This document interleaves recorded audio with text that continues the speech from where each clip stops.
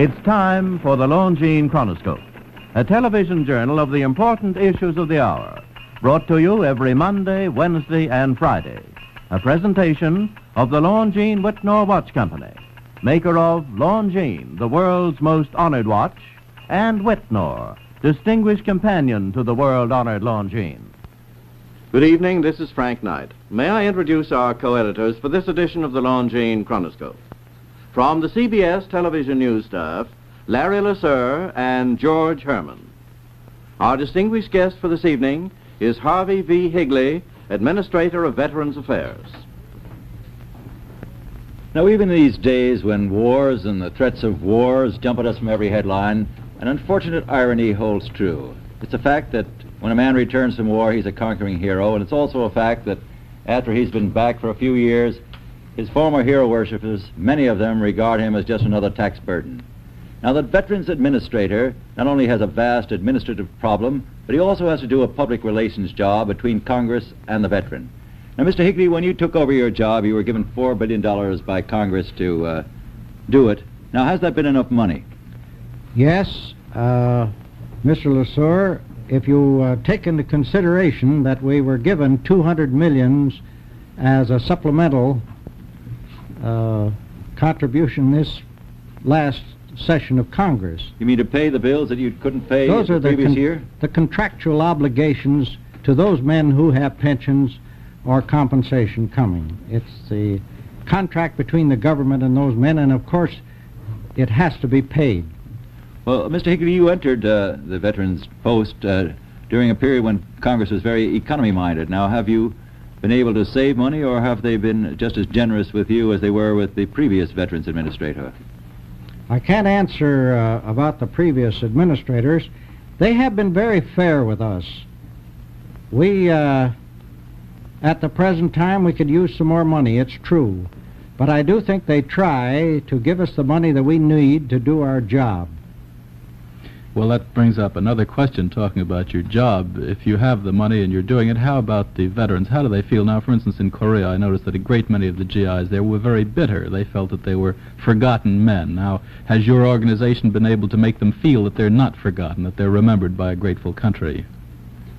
Well, Mr. Herman, I'm frank to say that I haven't seen any evidences of that bitterness since they came back. Now, I would venture to guess, however, that when they do come home and they're out of service and they're given these opportunities in education, own a home, and the other benefits that may be involved, particularly if they are disabled or in trouble in some respect, physical trouble, that would certainly make them feel much more kindly if they did in the past have a feeling that they were forgotten men over in Korea. Mm-hmm. Mr. Higley, tomorrow, I think, is going to be the 10th anniversary of the GI Bill of Rights. Now, do you think that bill has been a success, or has a lot of money been wasted? I think it has been a great success. I'm rather glad you asked that question, and I'd like to answer it in this way. Any law that's put on the books is written to take care of the greatest number of men, in this case veterans. And as far as words go, they do the best job they can to make it fit. However, I don't believe there's a law on the books today that doesn't have at its two extremes either those that do not seem to benefit properly, or at the other end, perhaps those who seem to get a benefit to which they're not entitled. So on the local level, whether it's a matter of education or benefits, pensions, compensation, whatever it may be, hospitalization, we do have the feeling on the part of some people that perhaps veterans are getting a free ride because they know somebody down the street or somebody they're acquainted with who is apparently not entitled, as far as they know, to what he's getting. I think everyone should realize that laws play the average, and I will say that for the average, the GI Bill of Rights has been of inestimable value to a very large number of veterans, and that this country has gained materially because they had a GI Bill of Rights. Well, now you have a new law, which is a sort of an offspring of the Bill of Rights. That is the law dealing with it's a sort of a Bill of Rights for Korean veterans. That's is that a same law, or is that a new improved law which takes into account? That is virtually the same law, except that in some instances it works out a little differently. The way it operates is a little bit different, but the men substantially get all of the same benefits. Is it more efficient, more streamlined? Better from an administrative standpoint. Mr. Higley, of course, under selective service now, about 500,000 men are entering the Army every year, entering the armed forces. Now, this means that as far as we can foresee into the future, under the present international situation, we're going to have a nation of increasing number of veterans. And moreover, they are now thinking about a universal military training law, which would take every boy in after the age of 18 for a long period of service. Can we actually afford to go on with the benefits that we are giving our veterans? Well, if the number of veterans increase, it's going to cost more money to take care of them. Of course, you understand that as far as the Veterans Administration is concerned, we're only interested in veterans and only wartime veterans, peacetime veterans. If, for instance, the Korea War, or whatever it is, well, the Korean War declared, is a war, isn't it? It's still, there's an armistice there. There's still no peace in Korea, so everyone who is inducted now becomes a war veteran. He is a Korean veteran. As far as we're concerned, the Korean War is going on. And as long as that's true, all of the men who are now serving will be entitled to these benefits. If, however, tomorrow or someday the President, I presume, would decree, or Congress, that the war shall be considered at an end, then from anybody who went into the service beyond that date would be a peacetime veteran. And we would not Mr. Higley, do you think that the communists are trying to break this country by refusing to sign a peace treaty in Korea so everyone is a war veteran? Well, I think they have a lot of ways of trying to break us. That may be one of them. Well, how does the war period, is there a cutoff, or does the war period run indefinitely? And if there should be an armistice certified so that we would declare that the war in Korea, or whatever you want to call it, is over, does that mean that after a certain length of time all benefits will cease? Not all benefits, but benefits like your education and training and your loan guarantee and that type. But of course, the matter of pensions and compensation and hospitalization have to do with the man's situation, or the veteran, man or woman, that person's situation at any given time, and he does not lose any of his rights.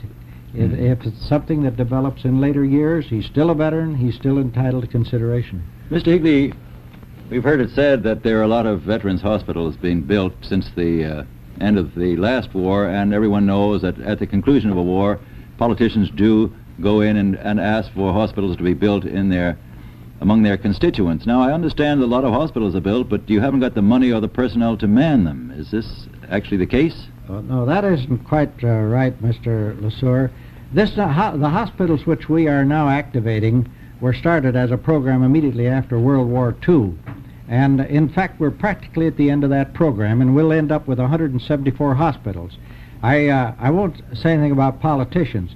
I might venture to say, however, that unfortunately hospitals were put in poor locations by some hook or crook, and we're finding it extremely difficult to staff them at those hospitals. And in fact, they are also located where you do not have the veterans, where the veteran load does not exist. Well, why are you having this difficulty in staffing these hospitals? Because you don't pay the medical officers whom you would like to get enough to go into a veterans hospital?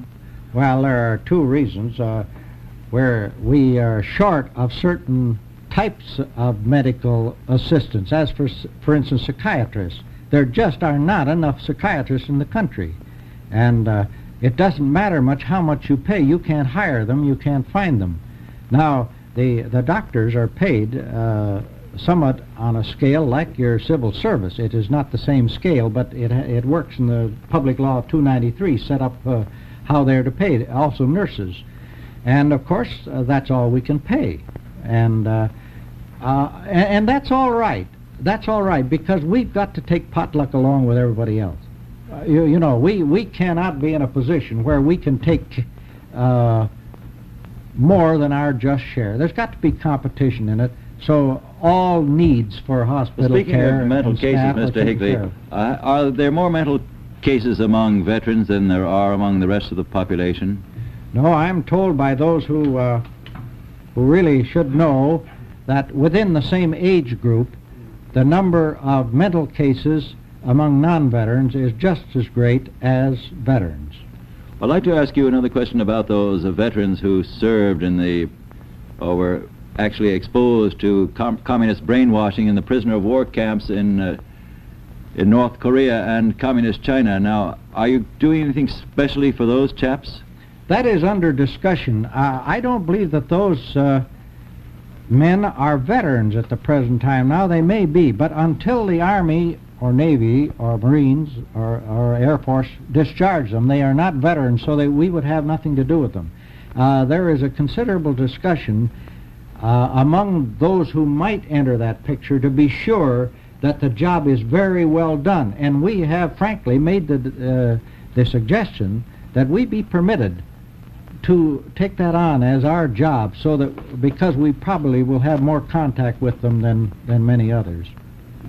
Well, so I just have a few seconds to ask you a question. Has modern war, like the Korean War, in which my colleague George Herman was active so long, has modern war resulted in more people becoming completely disabled so that they are forced to be supported by the government?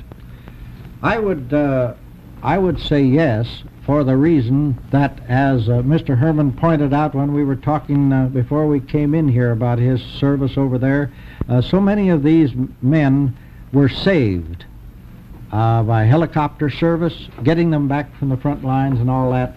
They were saved, but unfortunately they will not be able to take their rightful place in society or work. And so they may be those that we will have to take care of for a long time. Well, that's sad news, but thank you very much for coming here and telling us, Mr. Higley. The opinions expressed on the Longines Chronoscope were those of the speakers. The editorial board for this edition of the Longines Chronoscope was Larry Lasser and George Herman. Our distinguished guest was Harvey V. Higley, Administrator of Veterans Affairs.